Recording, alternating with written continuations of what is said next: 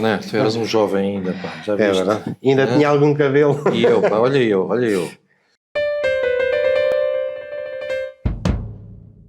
Doutor Aníbal Ponte, pá. Aníbal Ponte. Doutor Aníbal Ponte. Também. São todos. Professor Elísio Gouveia. São todos reconhecidos, além do Exatamente. o Pedro Teixeira, na altura o presidente do Boronha, com o João Pedro, Álvaro Braga Júnior, que ainda esteve com a gente. Exatamente. Foi daqui depois para o Porto. Alguns nomes Não, veio do também. Porto para aqui.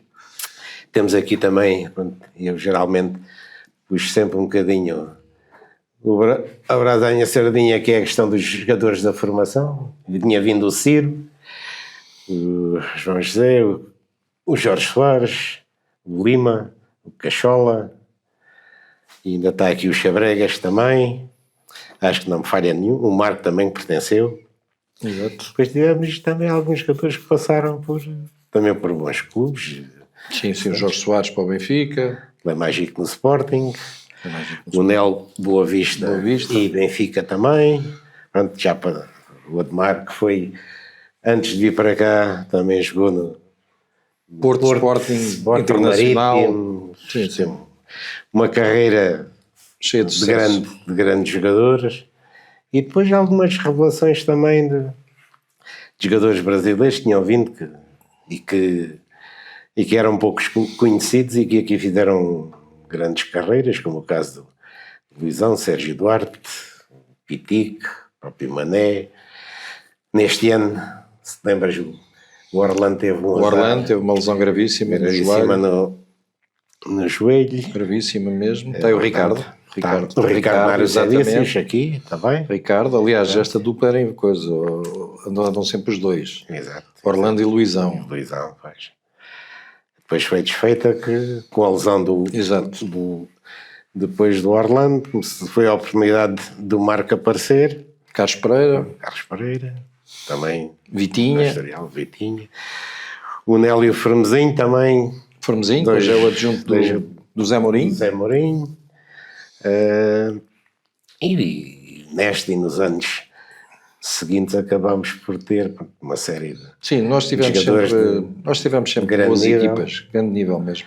E especialmente também ao nível de guarda-redes, né? Era sempre uma das grandes preocupações que nós tínhamos era ter sempre um guarda-redes que nos garantisse também sempre muitos pontos, e passaram aqui grandes nomes.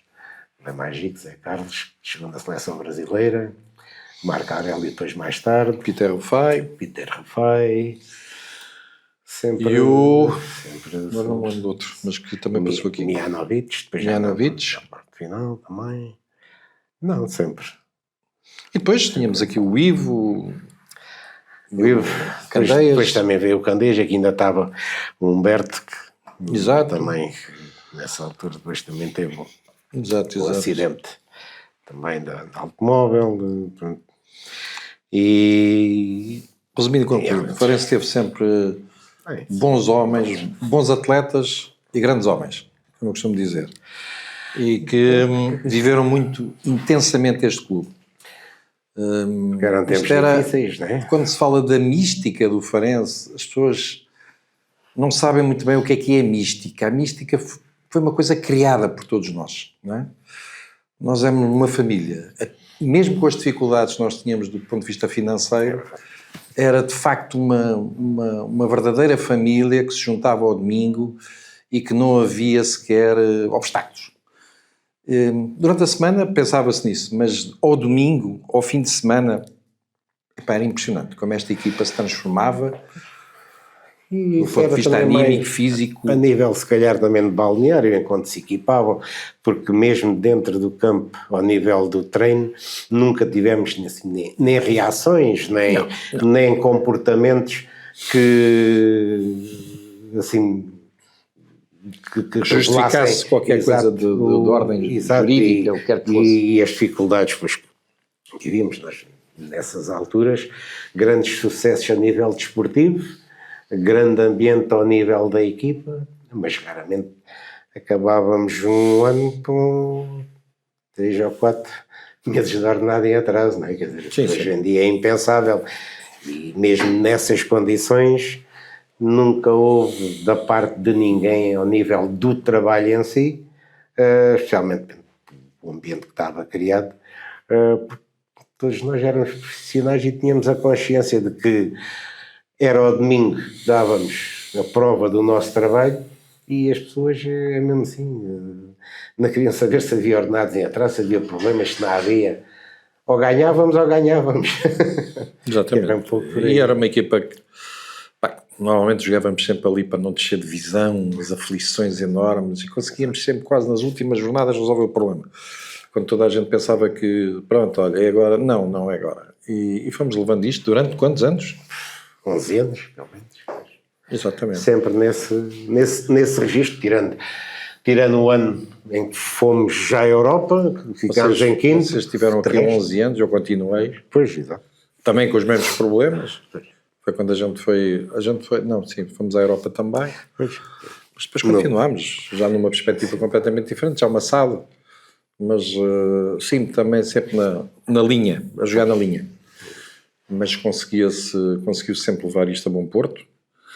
E como digo, quer dizer, esta é uma mística que não é muito fácil de explicar, porque só vivendo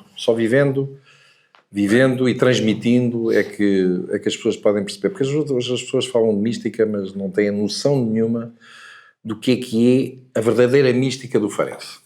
A mística do Farense é, de facto, uma família que foi aqui constituída, em que dávamos socos em cima da mesa nas alturas certas, mas ao domingo, onde quer que fosse, estaríamos lá para resolver o problema. Portanto, essa é que é a verdadeira realidade do Farense durante esse tempo todo.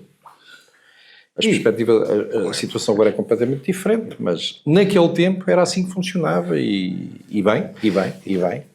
E em função disso fomos assistindo ano a ano também a uma maior aproximação, quer dos sócios, quer da cidade, porque isto é assim, o ambiente neste estádio era muito hostil para as equipas adversárias, né? Quer dizer, não direi que tivessem medo de vir jogar a São Luís, mas o São Luís metia respeito nessa altura, praticamente mesmo com as equipas no meio da tabela ou do fundo da tabela, o estádio estava praticamente quase sempre cheio e o apoio era completamente diferente. Às vezes falamos, hoje em dia as coisas são completamente diferentes, né? Mas, por exemplo, nós, nessa altura, quando era um jogo grande, Benfica, Sporting, Porto, quando chegávamos, era usual, cerca de hora e meia antes do jogo começar, quando íamos fazer aquela visita ao relvado, o campo estava completamente cheio, já nessa altura, quer dizer, só o reconhecimento das condições do campo começavam-se logo a intimidar a equipa adversária e metia muito respeito nessa altura, o ambiente do estádio. Era muito, as pessoas viviam muito isso e nós também tínhamos aquela situação quando nos levantávamos e fazíamos assim para o público, era uma coisa impressionante, quer dizer, levantava-se toda a gente, né? Quer dizer, nós conseguíamos tornar aquilo, empolgar o estádio, quer dizer, os árbitros muitas vezes nem conseguiam controlar o nosso banco porque era impensável, quer dizer, ninguém parava quieto, quer dizer, era uma dinâmica muito forte de fora para dentro e os jogadores viviam isso, quer dizer... mas pronto, era assim que isto funcionava. Naqueles jogos difíceis estavam complicados os últimos 10, 15 minutos, o estádio estava mesmo polvoroso, quer dizer, a apoiar a equipa, a incentivar, não, nem tinha comparação. Pronto. Eu considero que naquela altura o Farense, nesses mesmos anos, tinha uma dinâmica tão forte a nível de estrutura montada que é muito difícil hoje a gente... como é que a gente conseguiu montar isto? Tínhamos uma equipa técnica vasta, cada um com os seus setores, departamento médico era fortíssimo, com 4 ou 5 médicos, gabinetes de avaliação e controle de treino criado por nós também, gabinetes, clínicas de radiologia só a trabalhar exclusivamente connosco. Impressionante como é que se conseguiu montar essa estrutura toda. E hoje, eu não sei como é que funciona, mas naquela altura garanto-vos que o Farense estava a um nível muito alto mesmo. Era uma coisa mesmo, fortíssima, com pequenos almoços nessa altura, com a presença de um psicólogo, muito, muito forte. Eu lembro-me de situações, ainda quando se começou a falar que os atletas, que as equipas comiam dentro dos autocarros, não sei o quê, o Farense também o fazia, portanto, tinha todas essas condições para poder eventualmente... Havia uma coisa que era... A parte financeira era complicada, mas essa estrutura toda era fundamental. E lembro-me que nós praticamente dedicámos uma vida a este clube e eu costumo dizer, eu praticamente não vi os meus filhos crescer, quer dizer, os meus filhos cresceram com a minha presença, mas um bocadinho outsider. Porquê? Porque eu saía daqui, ia para a clínica, trabalhava até às 11 da noite com os atletas, ao domingo era importante que eles estivessem lá, e era essa mística toda que a gente fazia com que isto funcionasse. E nessa altura, mesmo nos jogos em casa, a equipa ia para estágio, quer dizer, era mais as horas que passávamos todos juntos, muitas das vezes com a família. Isto também exigia de nós dedicação a 100%, sim, face às dificuldades que nós tínhamos e às diferenças que havia com as outras equipas. Diferenças, muitas das vezes, vamos ver, não em termos da qualidade, porque nós, como o Fernando disse, conseguimos criar estruturas dentro deste clube que éramos suplantados pelas equipas grandes, mas as equipas médias não eram essas que tinham, antes pelo contrário, melhores condições do que nós. Eu quando cheguei ao Farense vim trabalhar com o Fernando Barata. O Farense tinha descido à segunda divisão e vim nessa altura trabalhar com um médico altamente reconhecido do Sporting, que o Fernando Barata trouxe para o Farense, António Branco do Amaral, tinha estado médico do Sporting, e constituiu-se nessa altura uma equipa de mais 2 médicos, Dr. Veloso, Dr. Aníbal Ponte, que está aqui, e depois a partir daqui o Dr. Veloso ficou como chefe de departamento médico, fomos construindo desde a ortopedia, Carvalho da Silva, Vítor Ferreira, clínicos gerais, nutricionistas naquela altura, psicólogos, biomecânicos, nós conseguimos construir isso tudo aqui dentro. Nós tivemos isso tudo aqui dentro. E, portanto, não era uma equipa qualquer. Era uma equipa que a gente sentia orgulho mesmo de todo o staff que envolvia esta equipa. E eles sentiam-se muito bem, porque os médicos estavam sempre presentes, com as famílias, com os filhos, quando se fosse construído, quer dizer... eu lembro que houve, por exemplo, o Hassan, nós precisávamos de ganhar o jogo em Aveiro, o Hassan não quis ir para cima porque o primeiro filho dele, o Moacir ia nascer nesse dia, e o Paco ficou logo nervoso, não sei o quê, não sei o que mais, e eu disse, eu fico aqui com ele, vocês vão para cima que eu vou lá ter. Cheguei lá ao 1h da manhã, quando ele viu o filho, arrancámos daqui quando viu o filho, chegámos lá ao 1h da manhã, dormiu, no outro dia às 7 da manhã andava a fazer alongamentos, chegámos ao jogo, fez 3 golos. Impressionante, uma máquina brutal. Houve um jogo também, o Peter Rufai foi jogar para a seleção da Nigéria, nós jogávamos em casa um domingo com o Belenenses, às 3 da tarde, ele, naquela altura não havia tantos voos como há hoje, ele chegou a Lisboa no sábado à noite, depois teve uma série de peripécias em relação aos táxis para baixo que se avariaram, chegou ao hotel onde a equipa estava hospedada em estágio pós-jogo, 6h15 da manhã, dormiu até cerca do 12h30, nem foi a palestra, nem foi a nada, 3 da tarde estava aí elétrico para jogar. Exatamente. Depois com o Belenenses ganhámos 3-1 nesse jogo também. Exatamente. É que era de facto a mística, claro, e nós sempre ali em contato com ele e sempre à espera que ele chegasse bem. Depois era assim, independentemente da diversidade de pessoas que havia e dos departamentos, houve sempre uma coisa que nos ligou muito, houve sempre grande cumplicidade entre as pessoas. Sim. E isso muitas das vezes acabava muitas das vezes, não é? Era fundamental essa relação que todos nós tínhamos e que os jogadores sentiam e que se sentiam protegidos porque sabiam que na retaguarda, quer em termos de equipa médica, técnica e diretiva, tinham ali um suporte que lhes dava alguma segurança, independentemente das questões financeiras. Não podem ser dissociadas. Eu sou suspeito para falar do Balela. Das equipas técnicas.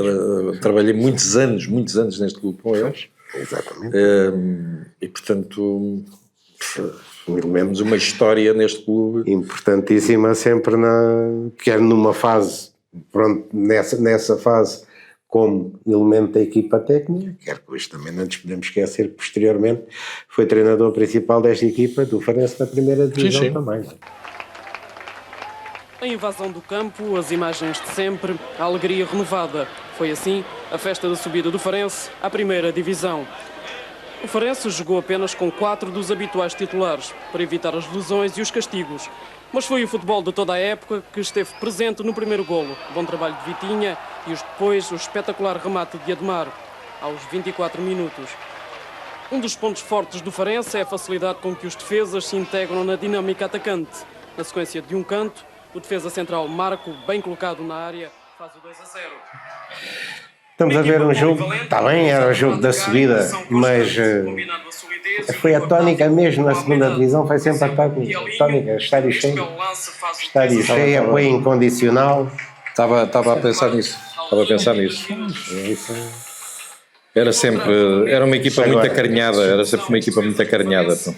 Agora, independentemente dessas histórias, pronto, estádios cheios e tudo isso, o que me ficou sempre marcado foi a recepção que nós tivemos depois da vitória no Restelo 2-1, que nos deu acesso à final. Sim. Nós chegámos às 4 estradas. As 4 estradas estavam completamente cheia de carros à nossa espera. Exatamente. E nós atrasámos pouco. Controle antidoping, fomos jantar já tarde, chegámos tarde e aquela gente estava toda à nossa espera. Foi uma caravana, ainda assim, não faço ideia quantos carros, desde as 4 estradas até aqui ao largo, não é?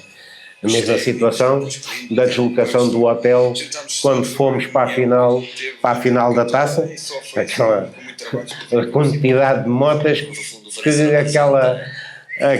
aquela zona de Lisboa por onde passávamos ficava tudo parado, estupefactos a olhar para aquela comitiva, né?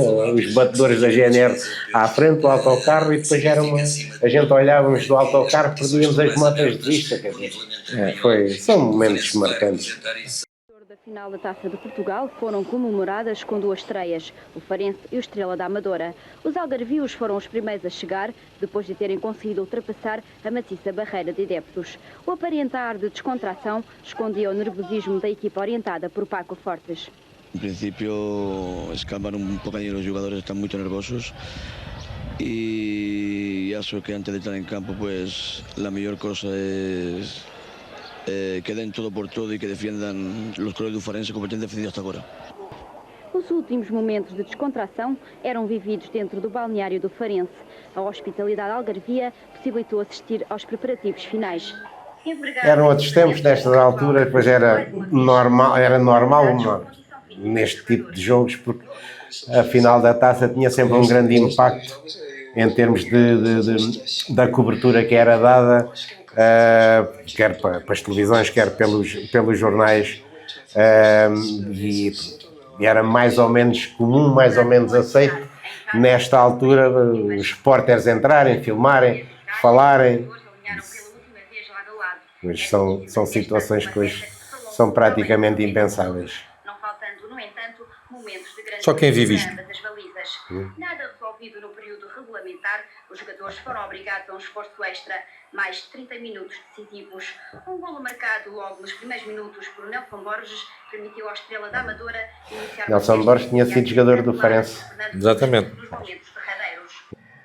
Acabámos, assim, depois de uma época muito, muito longa e muito desgastante, acabámos depois por ir para a finalíssima, provavelmente, pronto, com uma série de jogadores bocados que o Fernando levou a semana inteira a tentar, pronto, fazer o melhor e o máximo possível. O que é facto é que nós sabíamos os riscos que corríamos, e acabou. Mas eu tenho uma opinião sobre esses 2 jogos. O primeiro jogo nós preparámos muito bem, pá. O segundo jogo as coisas já não tiveram, pá, acho que a gente ali ficou ali um bocadinho, pá, aquém daquilo que podíamos fazer. Mas pronto, também em relação a esta fase da recuperação dos atletas. E tivemos a grande chance que temos de ganhar a taça, surge ali a 7, 8 minutos do fim, num lance em que o Sérgio Duarte, o facto da bola não lhe ficar no pé, ter havido ali um mau controle, ou seja, a bola fugir ali 2 metros, que o Sérgio, como era, se controla bem a bola, estava na cara do Mel, fazia gol. E ali 7, 8 minutos, nem que a gente depois mandasse entrar os adeptos para dentro do campo, já não havia jogo, já não iríamos perder esse jogo. Mas foi pena. Seria um título que já o facto de termos ido à final já é um marco inolvidável neste clube. Se tivéssemos ganho então... Sim, esse ano foi um ano coroado de muito sucesso mesmo. Coroado de muito sucesso. E agora uma falta bastante violenta de Basaúa. Queremos que sobre Mané. Vamos ver qual é a reação do árbitro. Paco Fortes, extremamente nervoso no banco. Para quem viveu como nós esses tempos, sim, sabemos que isso eram reações normais. Não, sim, o nosso banco era muito... Aquilo depois... Era um banco terrível. Ninguém controlava, nem árbitros controlavam muito bem este banco. Era assim que funcionava. Eu sei lá quantas vezes é que fui expulso, não é? Não, eu era mesmo... tornava-me rebelde, eu era muito rebelde mesmo nessa coisa. Porque a situação depois... isto para ser assim... havia alturas que até dava jeito. Quando os jogos estavam assim um bocado mornos ou estávamos a ser dominados, às vezes essa irreverência acabava por transmitir uma força de fora para dentro, que era contagiante para os jogadores, e muitas das vezes dávamos a volta às situações. Em alturas tínhamos que ter alguma contenção, porque senão podia-se passar esse nervosismo também de fora do banco lá para dentro. Mas os jogadores também sabiam, ali passado que um mês depois de trabalharem connosco, viam o temperamento dele e sabiam que aquilo era genuíno, e sabiam que, independentemente das reações, que era sempre no sentido de ajudar e não de prejudicar. E então, agora... Claro que neste trajeto todo e nesta família toda, existe aqui esta pessoa que está aqui à nossa frente, que é de facto é de facto uma pessoa maravilhosa, com um ser maravilhoso, e que esteve sempre connosco e que nos congratula porque sim, porque eu lembro-me quando nós chegávamos de regresso. Era um miúdo quando começou a andar. Ele vivia aqui num carrinho, aqui às vezes a gente chegava num carrinho abandonado e vinha ajudar a tirar os sacos para levar para dentro da rouparia, e com o estriga, e depois a pouco e pouco, na altura falei com a direção, disse: pá, vocês têm aqui um tanto de espaço, porque é que não metem aqui o Abílio? Isso é uma responsabilidade grande. Foi aqui nesse, sim. E assim foi, conseguimos-lo trazer para o pé de nós. Ele, muitas vezes a gente passava em Vila Franca, lá ele a chover torrencialmente com a bandeira do Farense, pá, tempo a arrepiar. Isto era uma coisa comovente mesmo.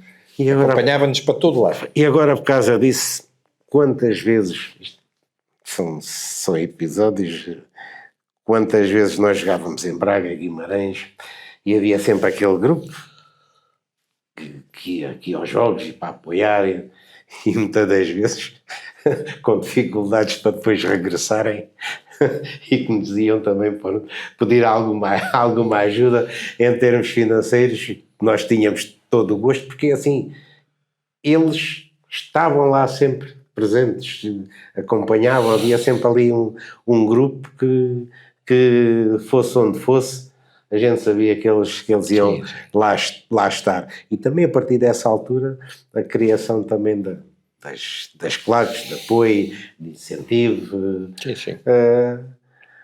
É uma época muito peculiar do clube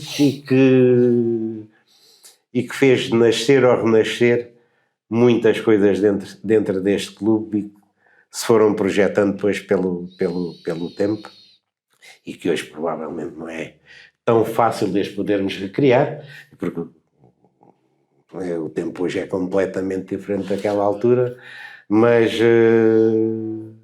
quem viveu essas épocas, eu tenho que estar grato ao Farense e a todas as pessoas que me rodearam por aquilo que se viveu. A mística, eu falo da mística porque eu quando cheguei a Faro, ali com 15 anos, 16 anos, o meu pai veio trabalhar para o Farense,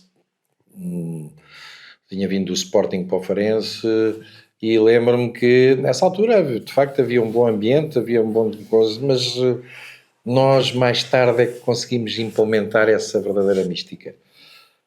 E eu já tenho aqui a primeira geração do meu pai, a segunda eu, o João Belo a terceira, e pronto, são situações que nos marcam e que nós não conseguimos apagar assim facilmente estas memórias. E depois disto tudo, desta responsabilidade, havia muita brincadeira, nós tínhamos brincadeiras muito saudáveis, era coisas muito engraçadas, a gente conseguia, sei lá, fazer coisas que era difícil, que hoje é difícil ver. Era um grupo tão bom, e brincávamos todos entre nós, quer dizer, no hotel ninguém descansava, quer dizer, a gente arranjava sempre de uma maneira para estar sempre a brincar e sempre a tirar a pressão. Era um grupo muito forte mesmo, era um grupo muito forte e pronto, e que marcou de facto essa, como o Fana acabou de dizer. Não, e era coisa. A gente nunca queria ficar atrás. Eu lembro quando o Benfica criou o carrinho Maca no Estádio da Luz, eu dei cabo da cabeça ao Zé Bronha na altura, que também jogava golfe, disse, tu tens que arranjar um carro de golfe, a gente transforma isto com uma maca, uma coisa, mas como é que queres fazer? Temos que arranjar maneira. Arranjámos o carro de golfe, que supostamente ainda esteve ali durante muito tempo, ali embaixo. Ok. Tinha uma maca e trouxemos-o para aqui. A gente não queria ficar atrás em relação aos outros todos, não é? Também tivemos um carro maca. Há bocado, tirando os grandes das equipas médias, pequenas, a gente éramos pioneiros numa série de coisas. Estávamos um pouco à frente dessas equipas. Luís, saída do doutor, eu lembro de uma vez do doutor ter trazido uma, não sei se considerava uma pistola. Sim, é verdade, essa foi a primeira pistola a estar no europeu. Essa pistola foi a primeira pistola a ser vendida em Portugal no europeu. E logo a seguir comprou o enfermeiro Codevil do Vitória de Setúbal, que também era enfermeiro da seleção, mas a minha primeira pistola, que ainda a tenho, era de facto eu lembro que uma vez nós viajámos para a Madeira, eu tinha autorização para poder viajar com a pistola, quando aquilo passou no raio-x, que é isto? Não me deixavam levar a pistola lá dentro, tiveram que levar para o porão e não sei o quê, foi um filme. Mas foi a primeira pistola, sim. Provavelmente as maiores dificuldades da taça ainda estarão por vir. Assim, isto porque o próximo jogo acaba por ter uma importância crucial nisso. De qualquer maneira, estou convicto que o Farense terá todas as hipóteses de vencer, e acredito plenamente nisso. Depois poderão começar a surgir as dificuldades. Agora, se nós quisermos chegar à final, pelo menos à final da taça, nós temos que ter a consciência que pelo menos 2 equipas da primeira divisão vamos ter que eliminar. Por isso, são 90 minutos, acho que o Farense tem equipa, é 90 minutos para se bater com qualquer uma. Enquanto esse sonho for possível, porque não vivê-lo embora sabendo das dificuldades. Por isso é uma questão de se acreditar, porque este grupo de jogadores poderão, equipa técnica e direção, poderão fazer ou voltar a fazer história dentro deste clube. Enquanto for possível, a gente temos que nos agarrar a isso e sonhar que isso é possível. Também nós, quando começámos essa caminhada em 89 ainda, depois culminou em 90, pensaríamos lá que algum dia poderíamos lá chegar.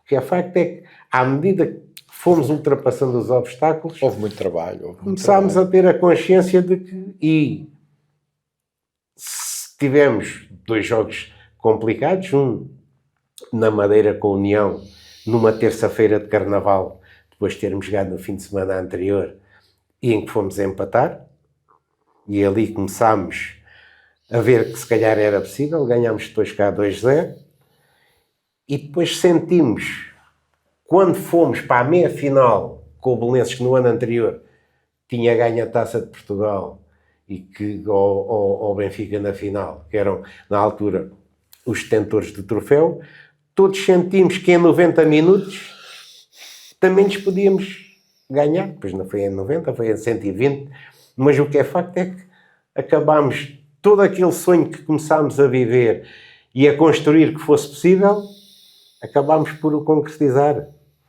Por isso, por que não? Pois, também, se pensar nisso este ano e cada ano que passar, haver sempre esse sonho, essa ambição, porque nós já lá estivemos. Eu não sou muito destas coisas de receitas, não é? Porque cada pessoa que gera o seu grupo é que efetivamente tem que transmitir essa força e o acreditar, porque só quem conduz o grupo é que eventualmente, e quem está à volta do grupo, é que eventualmente pode, de facto, transmitir essa força. Porque nós estamos a dizer que domingo é um jogo para ganhar, obviamente que sim, mas são 90 minutos ou mais e as pessoas têm que estar atentas em todas as situações. Portanto, não é um jogo fácil, não se pode partir para um jogo fácil, pensando que é um jogo fácil. É um jogo com características completamente diferentes de um jogo de campeonato e, portanto, são 2 equipas que querem vencer. Mas esta coisa da gente, o que é que a gente pode dizer, para mim é para vale o que vale, quer dizer, eu acho é que a pessoa que controla o grupo é que eventualmente tem que transmitir essa força e esse querer, porque nós sabíamos o que é que tínhamos que fazer com o nosso grupo, nós é que conhecíamos a nossa equipa e sabíamos como é que podíamos levá-los ao topo, levá-los a acreditar. Pronto, e basicamente é isso, quer dizer, agora, fundamentalmente, que seja um jogo que o Farense saia vitorioso e que continue a sua ascensão. Bom, o que eu quero, o Farense chegar mais longe na taça. Então tem que ganhar de mim.